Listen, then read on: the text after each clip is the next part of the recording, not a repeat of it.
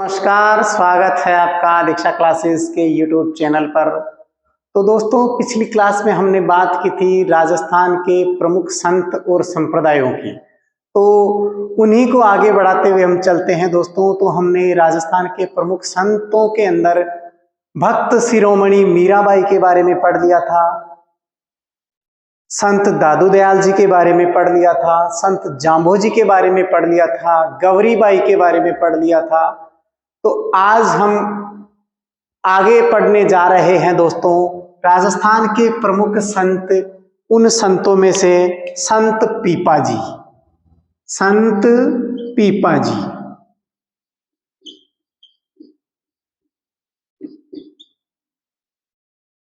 तो दोस्तों ध्यान से सुनिएगा, राजस्थान के प्रमुख संतों में संत पीपाजी का भी अहम स्थान है, मुख्य स्थान है। तो दोस्तों इनका जन्म, संत पीपाजी का जन्म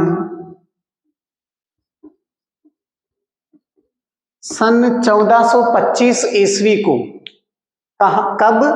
सन 1425 ईस्वी को कहाँ हुआ? गागरोन दुर्ग झालावाड़ में। गागरोन दुर्ग झालावाड़ में इनका जन्म गागरोन दुर्ग झालावाड़ में हुआ। और दोस्तों ध्यान रखना है, गागरोन दुर्ग काली सिंध नदी के किनारे। कौन सी नदी के किनारे? काली सिंध नदी के किनारे बना हुआ है, के किनारे बना हुआ है गागरोन दुर्ग झालावाड़। तो दोस्तों ये दर्जी समुदाय के, दर्जी समाज के संत पीपाजी दर्जी समाज के आराध्य देव हैं। क्या है? दर्जी समाज के आराध्य देव। कौन है? संत पीपाजी। तो दोस्तों बात करते हैं संत पीपाजी का बचपन का नाम। इनका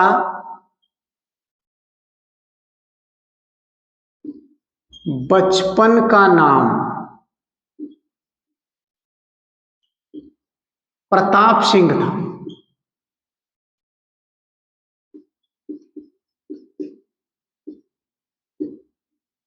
संत पीपाजी का बचपन का नाम प्रताप सिंह था। तो दोस्तों इनके पिताजी का नाम कड़वाराम खींची, अर्थात खींची राजपूत थे। पिताजी कौन थे? कड़वाराम खींची। कड़वाराम खींची।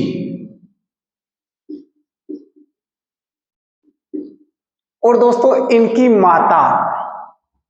इनकी माताजी का नाम, इनकी माताजी थे लक्ष्मीवती।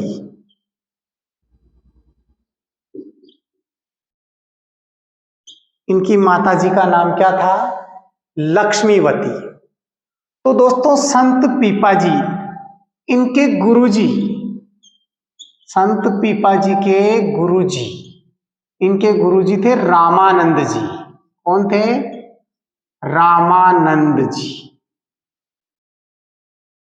जो भक्ति आंदोलन को दक्षिण भारत से उत्तर भारत में लाने का श्रेय रामानंद जी को जाता है। तो दोस्तों ये वे ही रामानंद जी हैं, अर्थात रामानंद जी के शिष्य कौन थे? संत पीपाजी। तो दोस्तों ध्यान रखना है, राजस्थान में भक्ति आंदोलन की शुरुआत, राजस्थान में भक्ति आंदोलन की पहली बार शुरुआत, राजस्थान में भक्ति आंदोलन की पहली बार शुरुआत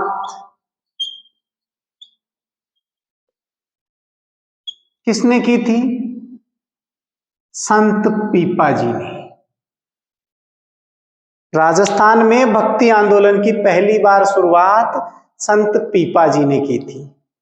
तो दोस्तों इनकी गुफा, संत पीपा जी की जो गुफा है,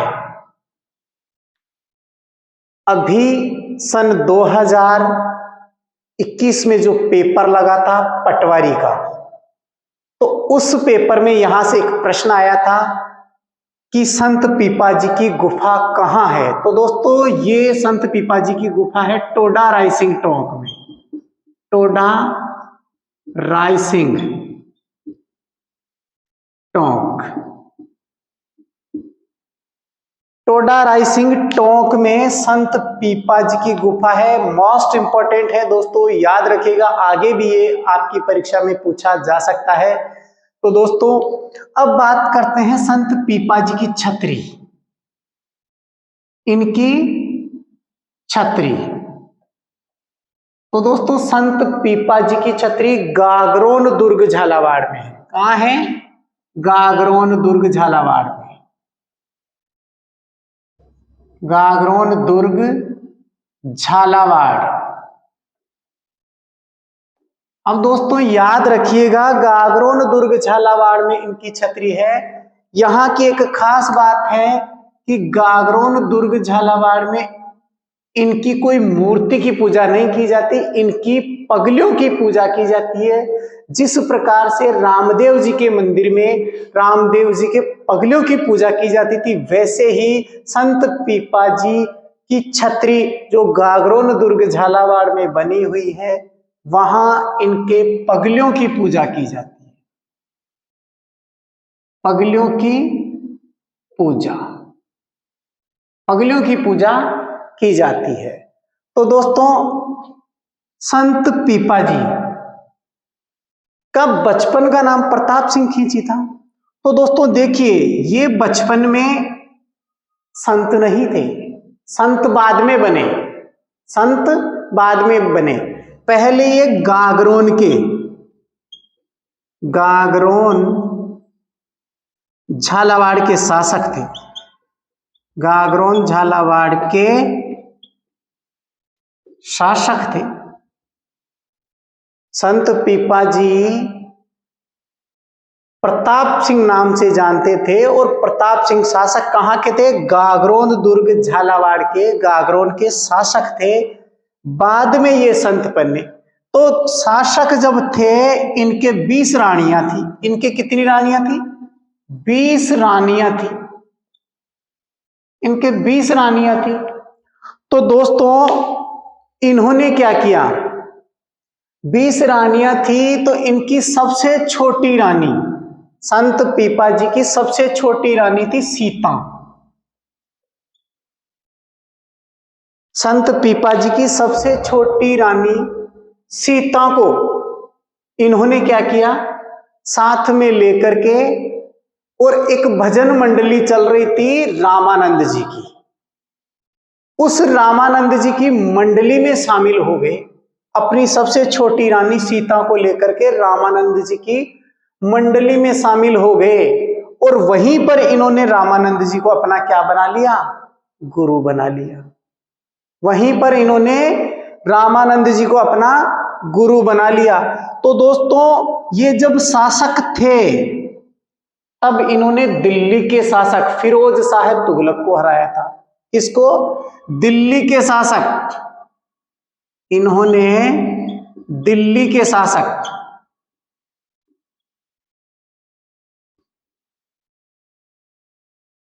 फिरोज शाह तुगलक,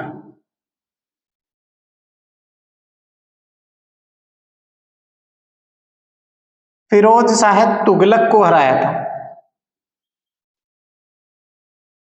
दिल्ली के शासक फिरोज शाह तुगलक को किन्होंने हराया था? संत पीपा जी ने हराया था। अर्थात संत पीपा जी का मूल नाम, जो बचपन का नाम था, वो प्रताप सिंह खींची था। और प्रताप सिंह खींची पहले गागरोन दुर्ग झालावाड़ के शासक थे, बाद में संत बने। संत कब बने? कि इनके 20 रानियां थी, तो इनकी सबसे छोटी रानी सीता को लेकर के ये इस तरफ एक रामानंद जी की भजन मंडली चल रही थी, उसमें ये शामिल हो गए, और रामानंद जी को इन्होंने अपना गुरु बना लिया। इन्होंने क्या किया, अपना गुरु बना लिया और इन्होंने अपने जीवन काल में जो उपदेश दिया उसमें ये कहा कि मोक्ष प्राप्ति का जो अंतिम मार्ग है, मोक्ष प्राप्ति का जो अंतिम मार्ग है वो भक्ति करना है। क्या है? भक्ति करना है। तो ये आपके संत पीपा जी थे। तो इनसे संबंधित जो प्रश्न आपकी परीक्षा में पूछा जाता है, इनका बचपन का नाम प्रताप सिंह था। एक ये दर्जी समाज के आराध्य देव माने जाते हैं। इनकी गुफा टोडा रायसिंह टोंक में है। इनका जन्म जो है गागरोन दुर्ग झालावाड़ में हुआ। और ध्यान रखना है दोस्तों, इनकी छतरी भी कई बार पूछी गई है। इनकी छतरी कहाँ है? गागरोन दुर्ग झालावाड़ में, जहां पर इनके पगलियों की पूजा की जाती है। क्या की जाती है? इनके पगलियों की पूजा की जाती है। तो ये आपके संत पीपा जी थे। कौन थे? संत पीपा जी। तो दोस्तों, इनकी माता का नाम, इनके पिताजी का नाम, ये सब चीजें आपको अच्छे से याद रखनी है। बहुत अच्छे तरीके से आपको याद रखनी है। कई बार पूछा गया है। इनके गुरुजी जो धन्ना जी थे, वो क्या नाम है? रामानंद जी थे। कौन थे इनके गुरुजी? रामानंद जी। ठीक है दोस्तों, अब हम अगले संत पढ़ेंगे।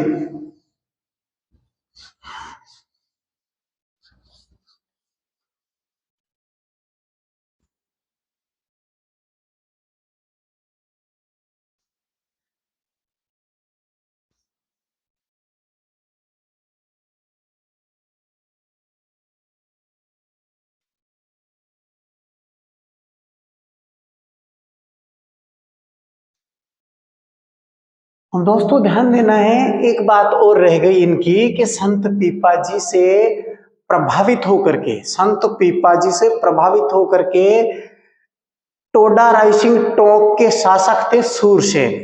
टोडा रायसिंह टोंक के शासक थे सूरसेन। और सूरसेन ने क्या किया कि अपना सारा धन साधु संतों में वितरित कर दिया। अपना सारा धन क्या कर दिया? साधु संतों में बांट दिया। ये भी इनकी पहचान थी। तो दोस्तों अब बात करते हैं हम संत धन्ना जी जाट। संत धन्ना जी जाट।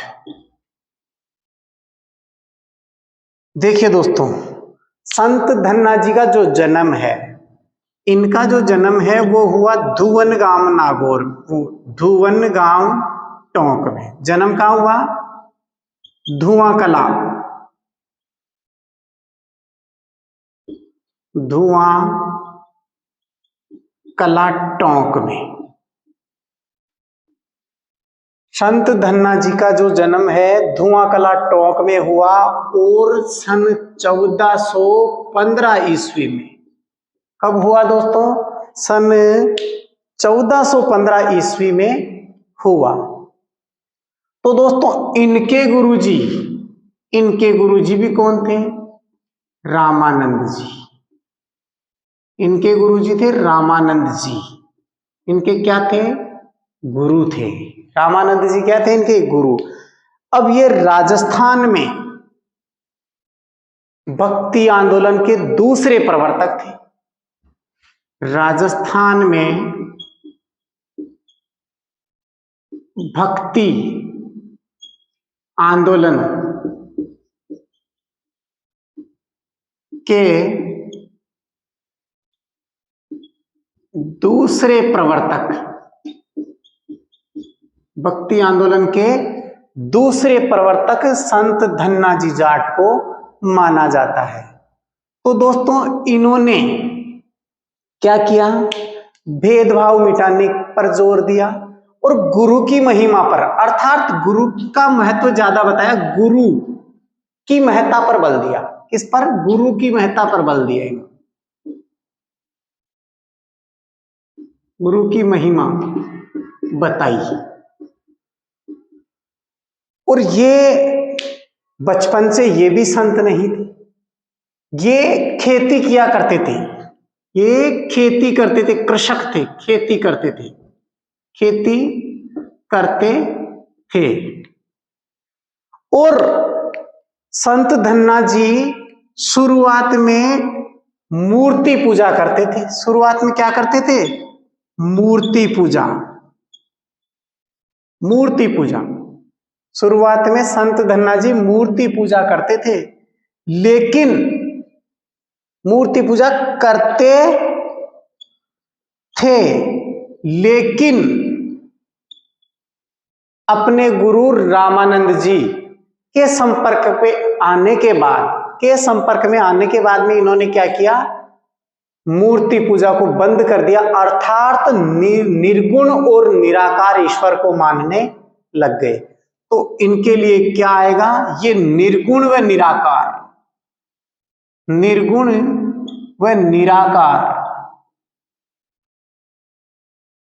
निर्गुण व निराकार ईश्वर को मानते थे, ईश्वर को मानते थे। निर्गुण व निराकार ईश्वर को कौन मानते थे? संत धन्ना जी जाट। अब दोस्तों इनके जो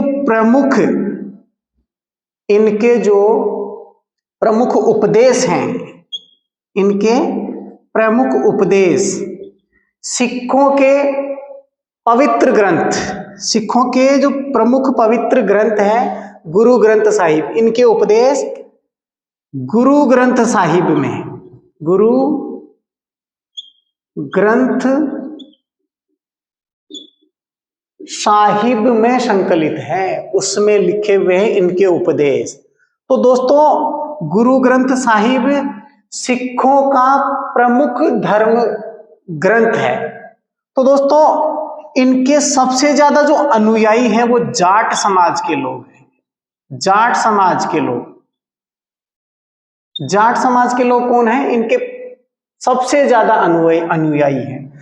और अनुयायी सबसे ज्यादा है भी कहां? ये है आपके पंजाब में। कहां है? पंजाब में इनके सबसे ज्यादा अनुयायी है। संत धन्ना जी जाट के सर्वाधिक अनुयायी आपको पंजाब में मिलेंगे। तो दोस्तों क्यों मिलेंगे? क्योंकि इनके जो उपदेश हैं वो गुरु ग्रंथ साहिब में लिखे हुए हैं। तो दोस्तों जाट समाज ने इनको सर्वाधिक माना। किन्होंने माना? जाट समाज ने। तो दोस्तों ये आपके धन्ना जी जाट थे। इन्होंने क्या किया? ये सारे काम किए, भेदभाव मिटाने का कार्य किया। इन्होंने अपना गुरु जो है रामानंद जी को बना लिया। ठीक है दोस्तों, ये खेती करते थे लेकिन संपर्क में आए रामानंद जी के, और तब से ही ये संत बन गए। क्या बन गए? संत बन गए। तो इनका जन्म धुआंकला टोंक में सन 1415 ईस्वी को हुआ। सन 1514 ईस्वी को हुआ। और ये मूर्ति पूजा के विरोधी बन गए। पहले मूर्ति पूजा किया करते थे लेकिन बाद में मूर्ति पूजा के विरोधी बन गए। तो दोस्तों ये आपके संत धन्ना जी जाट थे। ठीक है दोस्तों, बाकी अगली क्लास में देखेंगे हमारे बाकी अन्य कई सारे संत और संप्रदाय अभी पढ़ने बाकी हैं। तो दोस्तों अभी तक भी अगर आपने हमारे इस चैनल को सब्सक्राइब नहीं किया है तो दोस्तों देर मत कीजिए, अभी तुरंत हमारे चैनल को सब्सक्राइब कीजिए और साथ में बेल आइकन का बटन भी दबाइए, जिससे हमारे कोई भी वीडियो अपलोड होता है तो उसकी जानकारी, उसकी सूचना आप तक पहुंच सके। ठीक है दोस्तों, बाय।